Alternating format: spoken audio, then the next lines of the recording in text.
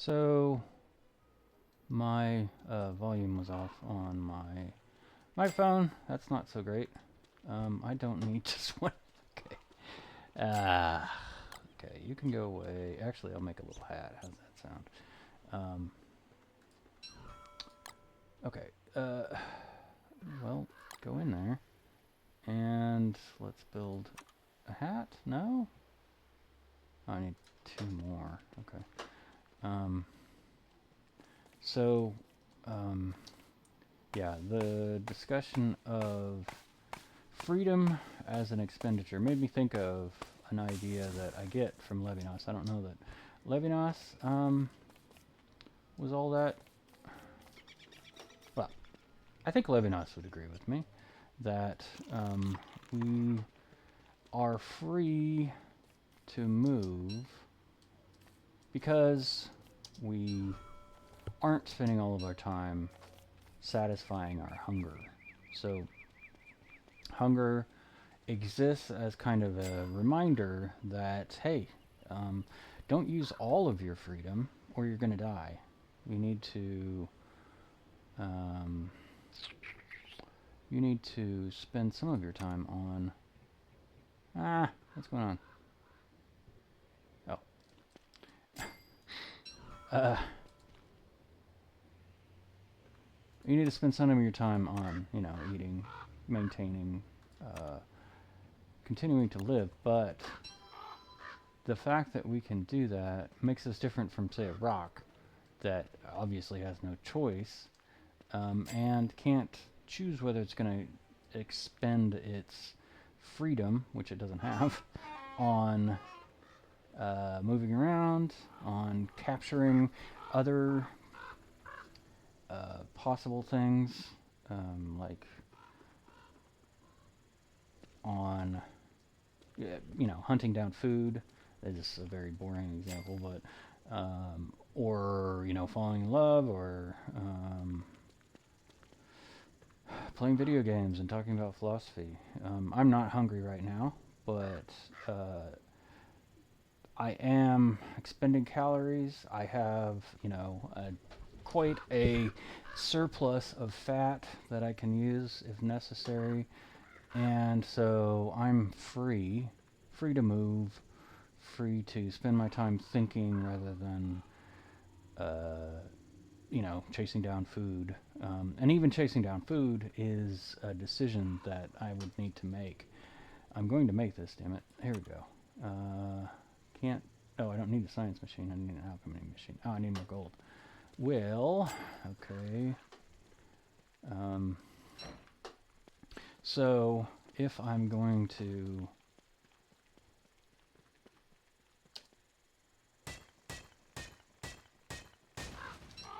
we spend part of our time securing resources, securing what we might call freedom, the possibility for freedom at least, and the rest of our time we are seeking out new freedoms, seeking out new resources that we could use to be free in the future. And I'm about out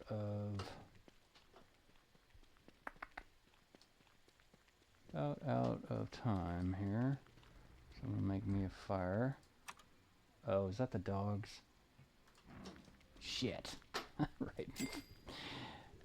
Okay, we're gonna be running.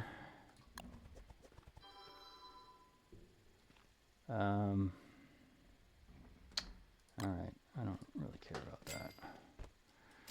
I'll be back. Gotta run. Hope that the dogs can be... Where's it? Can be killed. You know what? I'm gonna go this way. So, the very fact that, could be killed by those mofos. Oh! Or I could be killed by them. Why don't you kill the dogs for me, bud? Oh, I'll take your egg. How's that sound? Where's the dogs?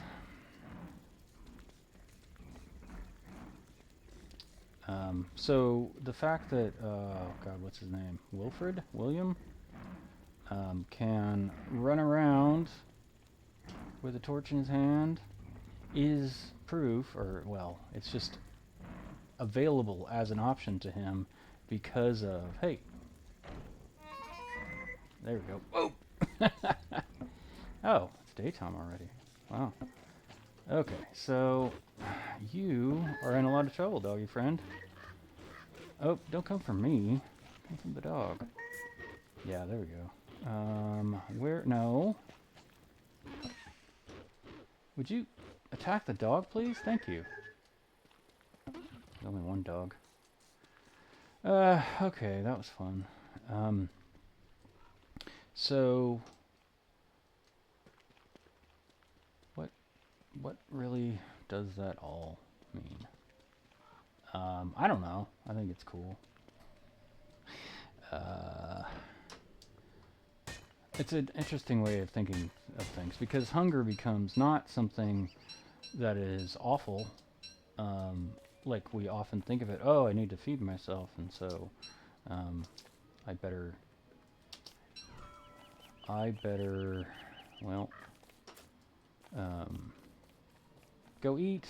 That's going to take away from my free time to cut down trees or kill monsters. I don't know. But, in fact, it's freedom. Hunger is freedom. And, hunger can be satisfied, which is another, this is another Levinasian thing. Hunger can be satisfied, and the fact that it can be satisfied is a pretty amazing thing. So, it is, again, hunger is not pleasant, and certainly I'm not saying that we should starve ourselves so that we can feel good, because that's not the way it works. But the fact that we are satisfied is a phenomenon. It's a phenomenon that is a sort of reward for feeding ourselves. That,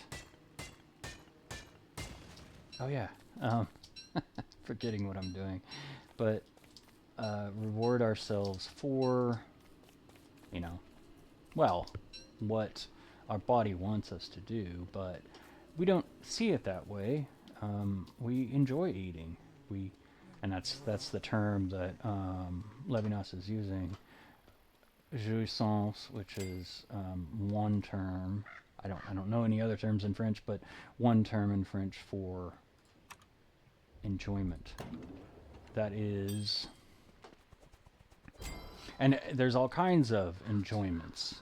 Hunger is not, well, the satisfaction of hunger is not just one of them. We can enjoy, obviously, we can enjoy touch. All of the senses give us pleasure, and these are things that are beyond just, oh, their use, you know, their value as useful things. So my sense of touch, oh, that's great, I can touch stuff and see whether it's going to hurt me, or I can see things that could be very far away from me, but I also can get pleasure from seeing things, all the way to art, and seeing a beautiful day, or seeing a bunch of fireflies or snow, in something I enjoy. And all of this enjoyment is beyond just pure satisfaction of needs. It's satisfaction of desires, satisfaction of our, I'm being horribly inefficient in this game, but oh well. I'll probably play a slower game soon, because this game takes all of my processing power. But what am I doing? I have forgotten. Just a second, I'm gonna... So I need stones. Oh yeah, I wanted some more flowers for my little hat. so the so you could, some people might say, even Levinas might say, that this capacity for enjoyment is something given to us as a promise of, you know, a reward of, you know, it's kind of an Edenic kind of thought that we could enjoy every moment of our lives if some bad things hadn't happened 6,000 years ago or whatever it is. But I think it's just more appropriate to think of it as something that is quite mysteriously beautiful about human existence, that we can enjoy, you know, feeding ourselves. If we just consumed in order to consume, our lives would be rather, I mean, they would be different. Our lives would be different. But everything that we do provides us with either satisfaction or desire. Maybe that's a strong statement, but something along those lines. And so it makes, there's a kind of interface between us and our, oh boy, I really need to get some food. Speaking of hunger, that's part of the reason I want to talk about this, is I'm playing Don't Starve, but man, it comes out that I need to cook some food or I'm gonna starve. That's not, I don't know that he gets much enjoyment out of, oh boy, out of his survival, but you know, it's a constant in this game, it's a constant striving to, you know, make sure that all of your needs are met, all of your wants are met, and to explore further in the world. Oh yeah, I was gonna make a fancy tool, which that's not what I wanted, but I will go ahead and use this for this. Hopefully I won't lose my mind too much. I'm getting very hungry. Can I eat? Yes. It's not helpful, but I don't quite need this yet for farming. Let's see here. Guess we'll go ahead and do this because I'm not losing all my sanity. So that is it's something that we don't decide on, something that exists before this whole intentional system that Husserl talks about, the intention that is driven by the value that we see in things. That is usually thought of as you know, something that's conceptual, something that we come up with conceptually. But this enjoyment, this idea of enjoyment, which I think Husserl agrees with Levinas, is something that precedes any idea of intentional, as in, you know, representational, representing the world according to its value to us. Speaking of value, hey fellas, I'm going to turn you into meat. So you will excuse me if I make a basket or two and drop it off. Get a bunch, actually way more than two, because yeah, I'm a cheater. I mean, not a cheater, but this is definitely the easiest way to satisfy your hunger so that you have time to go out and you know,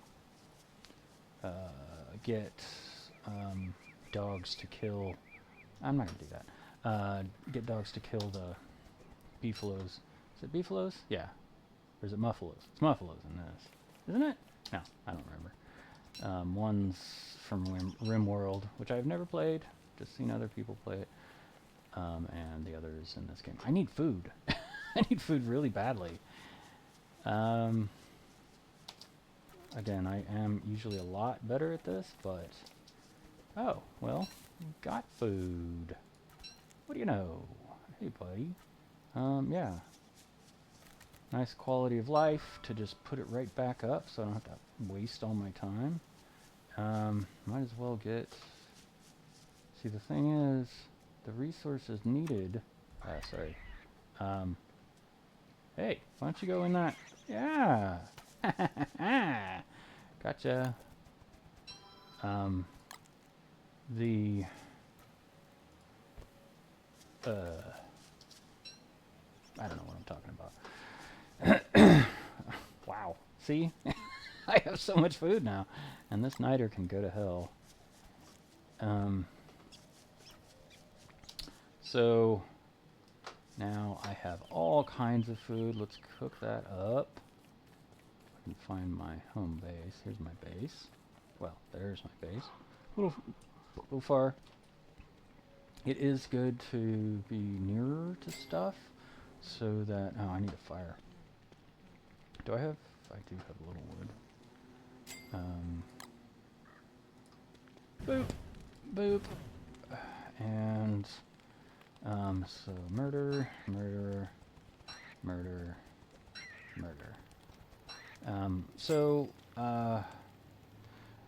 You know, that pre-cognitive, pre-conceptual, I guess,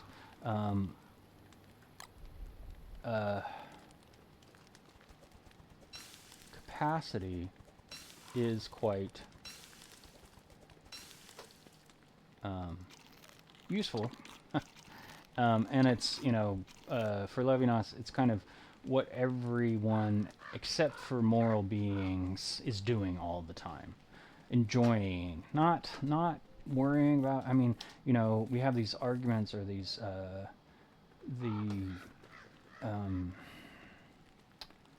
the theory that animals eat in order to survive. They don't eat in order to survive. They eat because they enjoy eating. And it just so happens that works out well, considering they need to continue to survive. They don't have sex because they're... that would be the fulfillment of their biological and species being, but because they enjoy having sex. It feels good. And I don't know, that is a weirdly... I mean, it's intuitive when you say it, but that's not what we've been told. We're told that everything is... We pursue everything kind of for reasons that really don't have anything to do with the reality. So, what does that mean?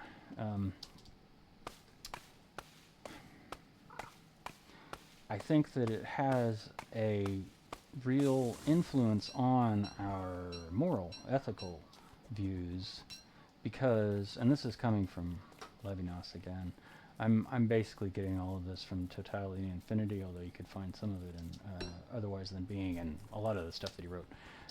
But the idea, we are able to understand that we need to help others because of our preconceptual enjoyment of things in the world. So our preconceptual enjoyment of eating is something that we don't have to tell ourselves. We don't have to tell ourselves that I'm enjoying food. We just enjoy food. And so it's not an intellectual process to come to that conclusion. And so when I see someone, Levinas isn't going to say empathy. At some point, I hope to unite these two ideas, but when I see an other in pain, or even if they aren't in pain, I know that they need food, that they enjoy food, and that my giving them food is a good thing. That all happens without a whole bunch of, oh, is this going to bring about the most utility, or is this going to respect their dignity as a human being capable of reason? Is this going to, I mean, is it logical for me to do this, and would everyone do that? You don't have to do any of that in order to find an ethical basis for the things that you do. Of course, it becomes more complicated than that, because you can't just say, oh, this person is hungry, or I assume this person is hungry. You give them food, you keep giving them food until you die. That's not a good way to go about things. So what do you do? And it's hard to come up with an answer for that from Levinas, as far as I have seen. We can excuse me for a second here. I'm going to figure out what I'm doing. Food. I want to cook. Crockpot. There we go. So I've got one. So now it's time to go burn down trees, burn down forests. And of course, what I want to burn down is what is not useful to me, like small trees. So I'm going to be evil, and, well, first of all, I'm going to get some food and some grass. Oh yeah, those poor rabbits are in their cages. Well, they can stay there because they won't rot. Let's see. Get a bunch of stuff close together. Best thing you can burn is a crappy tree that it's not... And hopefully it won't burn everything down. I burned down my own house before because I'm an idiot, but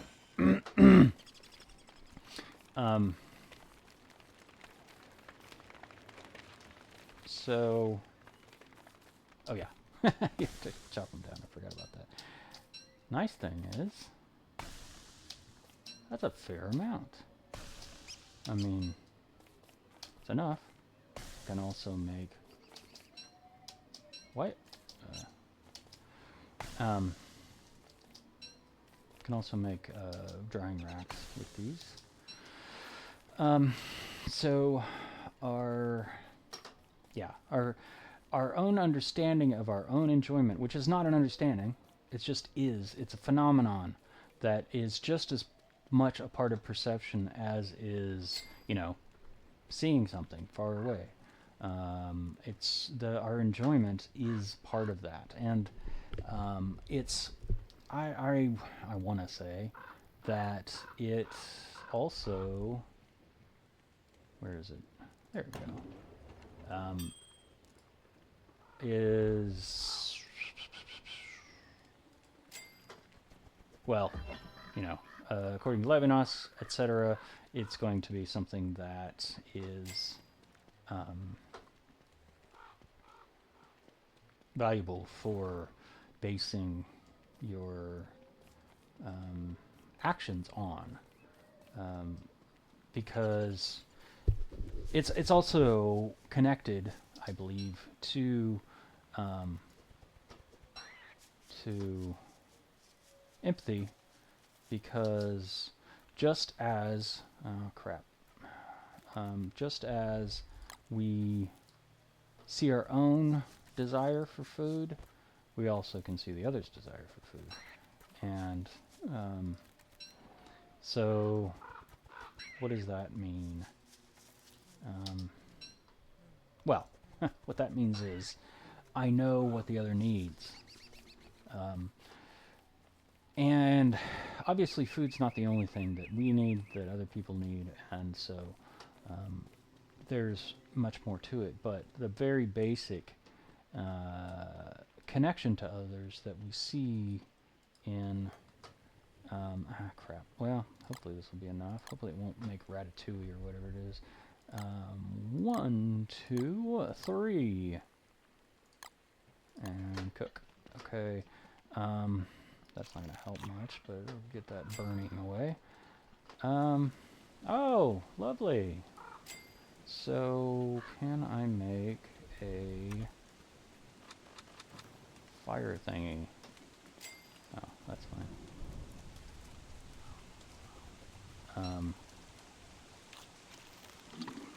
A little bit better. Not much. Okay, so I don't remember what you can use red stuff for. But oh yeah, I was gonna make an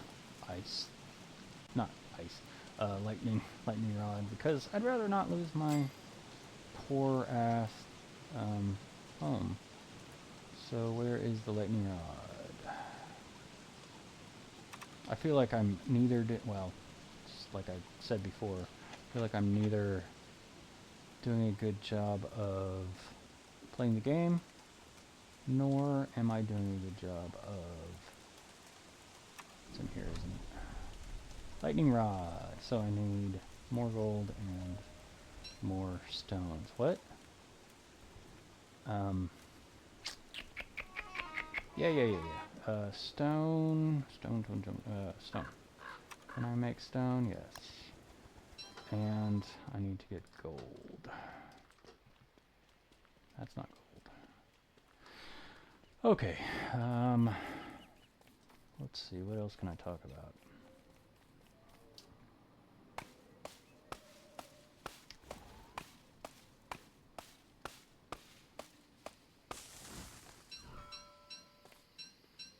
So, yeah, empathy. If we can see our own pain and need, and the possibility of enjoyment that we know firsthand in another, that's going to make it possible for us to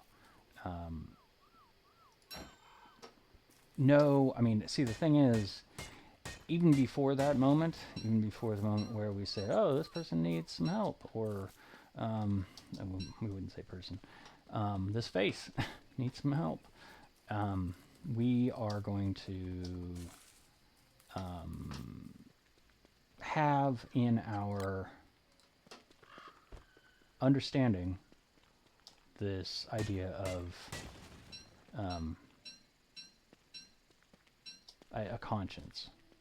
The Levinas would call it the responsibility for the face, maybe, and somebody like Loestrup is going to call it the ethical demand, that we know we have this kind of conscience. I don't like to use the word conscience because it's more than that.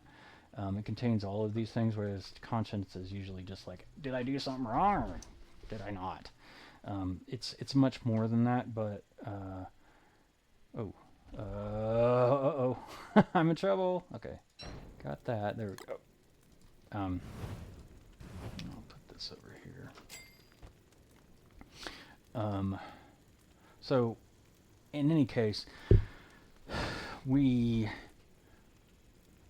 we run into somebody and there is some kind of conflict, moral conflict, whether it's between my resources and your resources or some other kind of value,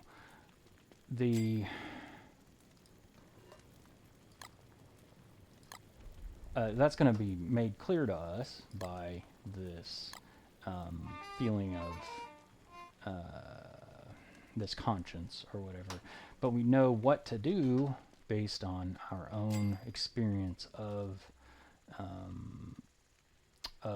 hunger or unfulfilled desire or something like that. And we can use that understanding to figure out what we should do. It does provide us with an ethical... Wow, none? Wow. What happened? It does provide us with some kind of guidelines. I'm not saying that it's going to make it easy. And Levinas doesn't ever talk about, you know, a normative system. He's just trying to figure out what are the guidelines made of, you know, meta ethics. And I think that understanding, and it's not understanding like Adam Smith would say, that we create some kind of analogy with our own pain. It's an experience for, this is coming from Edith Stein, not from Levinas, that we actually experience something that we might call empathetic pain, I think. Something that is their pain. It is their pain. Just like I can perceive something far away, it is what I perceived. It is a mountain, or it is, you know, a grocery store, or something like that. I actually can, I mean, I can be wrong, but I actually do see a shopping center, or whatever I said, a grocery store, just as I see pain. I may not feel it as if it were my own pain. I might. I think that is part of it, feeling it as my own pain, but it's more than that. Feeling it as my own pain, well, it doesn't matter. It's an experience of someone else's pain, and that's a perception, just as a perception of very simple, you know, there's these simples that we see all the time, but we combine them through our own enjoyment and our own history, our own experience of phenomena to come up with what's going on here. Is there a bad thing happening? Is there some way I can help? Should I help? All of these things are going to, at base, be spawned from, or arise from, this empathetic perception of another's pain, or another's happiness, whatever. All of that is going to be related. So, but the problem that always comes up is, well, he said we can't figure out, you know, what we should actually do in any case based on Levinas's ideas. So what do we do? And I'm not sure. But my thinking so far has been, when in the situation, we empathize naturally. We empathize with some kind of direct perception of someone else's pain, and through that we understand, you know, to a greater or lesser extent, what we should do. But when that becomes further away, when there's more than one person, for example, it gets more complicated, and so we need to take into consideration our own needs. Well, first of all, we take into this is according to Levinas, we take into consideration the needs of the other, and then we start to take in consideration the fact that the other is aware of my needs, and the other is aware of others' needs. What are you doing? Why do you stop? And that spawns a whole set. My keyboard must be going out or something. That may be the end of this little episode. But so we get something that someone like Hannah Arendt might call politics, or interpersonal ethics. Nah, it wouldn't be interpersonal ethics, because that's just straight up what we've been talking about. but a more developed normative system that we can use to figure out, okay, in this particular situation, there's 3 people, there's 5 people on the railroad track, on one railroad track, and then there's 1 person on another railroad track. What do I do? We can use, these normative systems that are basically rules of thumb to get to some purpose. So Levinas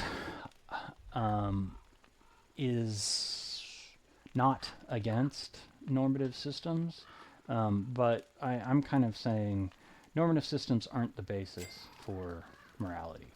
They are a guide. They are, something that Leuchtrup has said is that once we start using the normative systems, we've already failed. We've already failed to recognize the demand. Well, it's even before the demand. We haven't.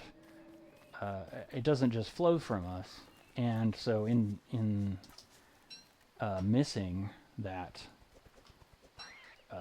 need that the other has, we've already failed. Once we start applying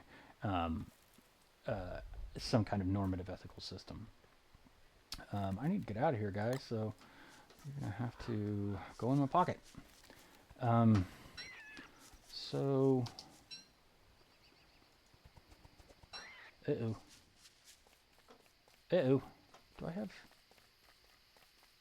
Uh-oh. Oh, good. It's a full moon. Just in time. So, I don't know. So a big thing that I get out of this is we're never going to create ethical machines without them having, first, a sense of the world that is similar to our enjoyment, and we're never going to just using it's not gonna work just using Kantian logic, or definitely not going to work if we're just talking about utilitarianism or something like that. So just giving a computer a list of, do this in this situation, don't do this in this situation, or, hey, Mr. What is it called? Not learned language model. Machine learning. We definitely don't want to depend on machine learning, because the kind of ethical system that we're aware of is based on the fact that we're human beings and we're capable of pain and we're capable of enjoyment as well. Robots can't, or AI, whatever that is, can't do. And so, did I ever get any food? No, damn it.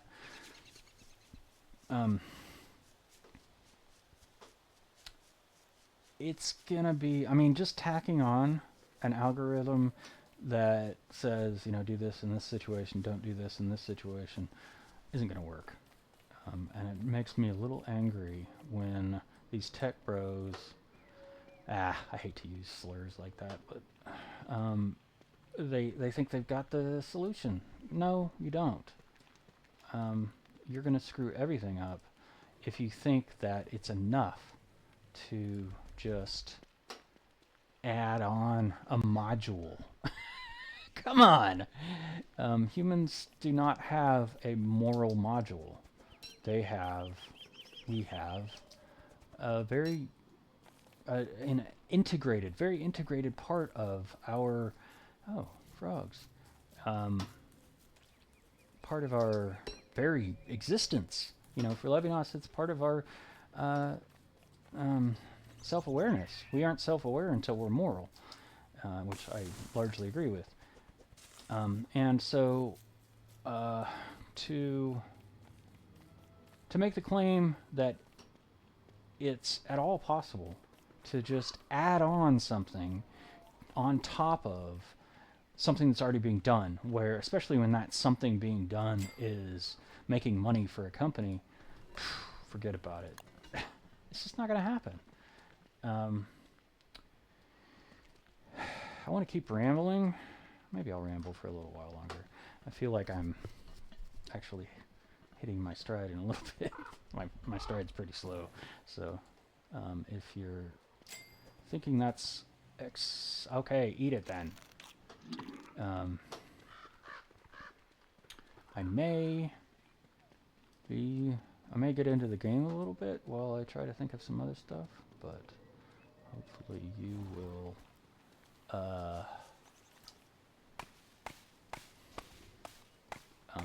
be forgiving. I need to find the beefalo. Beefalo? Muffalo? It must be beef. Yeah, it's beefalo in this game. No, more rabbits. See? God. I didn't see where the frogs were, but I want to take this path a ways and try to find stuff. So that's kind of where my research is going. Is on the one hand, I think it's necessary to have an understanding of enjoyment. That doesn't necessarily have to do. I mean, enjoyment's not necessarily about making yourself happy. It's almost maybe even something like a homeostatic system. Although it's not that simple. Yeah, that was just. I will do that. I will say shit out the that comes out of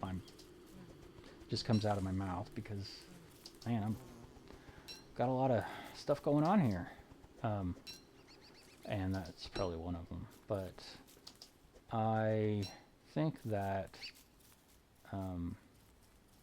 without some kind of empathy, without some kind of understanding of pain, moral systems in like AI or in software are just a joke. It again, it makes me angry to hear this kind of crap. That, oh yeah, we'll tack this one little thing on here and it'll make it all better, or we'll make them seem less like human beings, so that you don't get the wrong idea. They're not moral systems. That's going to happen whether we make them into some kind of tinfoil robot, or we make them look like I don't know, some beautiful woman. Emma Stone. Make them look like Emma Stone.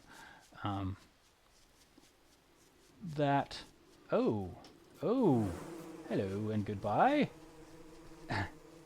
I know where to go now when I run into some dogs, eh? Can I get you to kill some pigs? If I find pigs? I'm running out of... Okay. Yeah, so... I do hope... I don't really plan on doing any kind of ethical systems for algorithms, obviously. I might, if they start coming up with crappy AI systems, which they will, crappy AI ethical, quote-unquote ethical systems, I may, rant against them, but I'm never going to be, hopefully, be part of some attempt to make AI ethical. AI would have to be from the very bottom. Well, I know where to take you guys now. I'm talking to the dogs. So, where was that? I can look at the map, but I don't really want to. I can hear them. What are they doing? I mean, are they like... I've never seen that before. Are they... I did. And it's another full moon. I didn't know you got 2 full moons in a row.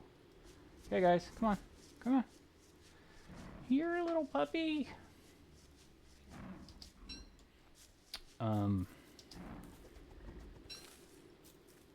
Yeah.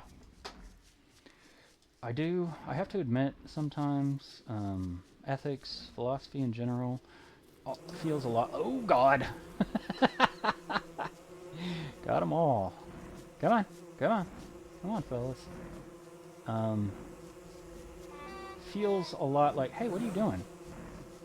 Feels a lot like a logic puzzle. Like if I figure this out, then I can publish a paper on it. And oh, they're falling asleep. Huh, interesting. Are they just bees now? I can't really tell. Yeah, I'm wondering where they are. Oh! No, they're not just bees. Come on, guys. You gotta help me. Ooh! There we go. Yeah. Yeah! There we go. You won't last very long against those guys. I wouldn't mind if you killed some bees, too. Okay, so... that's it! Lame. I need to eat, man. Need to drop some of this shit off. So, what does come out of this? I mean, that's one of the things about AI is supposedly, philosophy can try all this stuff out, and I mean, like self-consciousness and consciousness period and all that kind of stuff. We can put it in a computer system, and then maybe we'll find something out, and that's cool. I don't have much hope for that, but it is an opportunity to see if something other than human beings can be ethical. But I don't really. I'm interested in what. Oh, that's gonna be Ratatouille, isn't it? I'm not interested in following the AI stuff. What does this mean? What does this mean for actually how I act? Is it going to change? I think that an important part of all this stuff that I'm thinking about, I may not have made it clear in what I've said so far, but I think that a big part of this is, I mean, how this can be useful is education.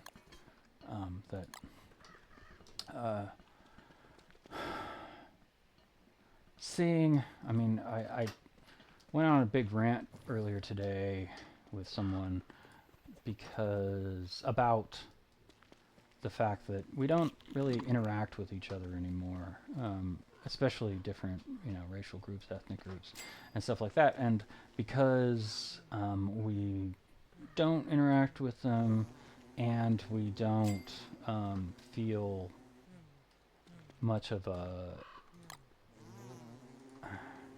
well, maybe we kind of tend to think of them, have been taught to think of them as I'm talking about others as opponents or as dangerous.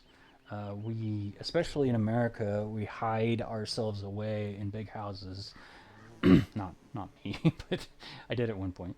In big houses that are very far from our neighbors, where we can, yell and scream and no one would hear us. That's, it's a great thing, right? It's great to be free and independent. But we lose some of our empathy. We lose our capacity for empathy. And I think that education can help with that. I know that a lot of people, including some of my professors, say, but I don't want to be forced to be empathetic. I don't want to be forced to have heartfelt feelings for other people. I mean, he doesn't really... I mean, that's not what he said, and that's not really what he meant, but still, there's room for us to spend some time on education that might lead to more integration with other kinds of people in order to become more resilient in our moral stuff. I think also laws could be changed. I don't have any specific ideas for it yet, but I think that's, a hope for change in the future. But I'm going to leave it there. Hopefully that's not completely annoyingly rambling. And have a good evening, or day, or night, or I don't. It's going to be dark soon, so okay. Have a good night.